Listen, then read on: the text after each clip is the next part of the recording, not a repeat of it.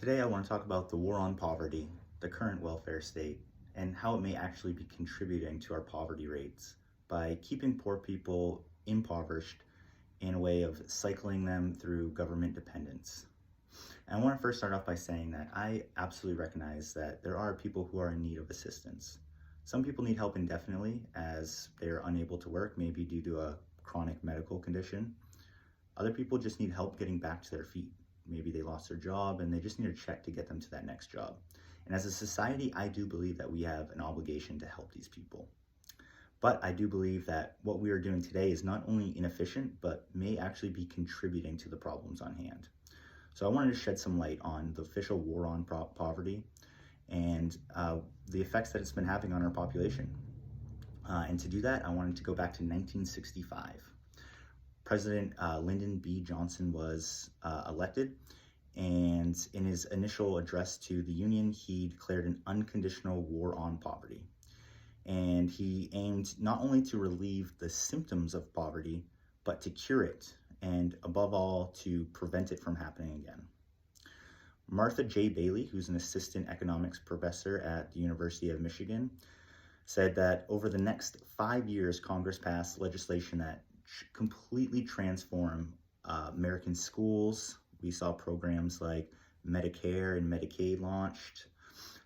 We expanded housing subsidies, urban development programs, employment training programs, food stamps, Social Security, and welfare benefits. These programs more than tripled the federal expenditure on things like health, education, and welfare.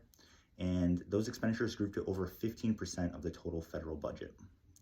We also saw the Economic Opportunity Act of 1964 was passed, and this established the Office of Economic Opportunity under the direction of Sergeant Schreiber.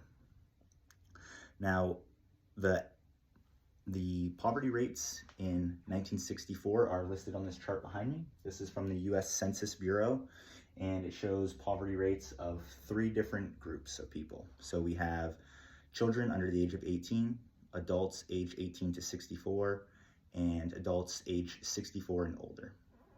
And as we can see here, the poverty rate for adults age 64 and older is right under 30%. Adults age 18 to 64, right above 10%, and children under the age of 18, poverty rates were about 17%.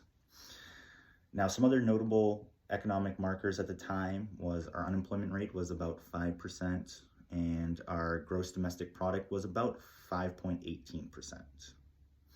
Now let's look at what the war on poverty has cost Americans over these past 60 years. Rachel Sheffield of the Heritage Foundation writes that the war on poverty has cost taxpayers over $22 trillion to date. And this number does not include the cost of Medicare and Social Security.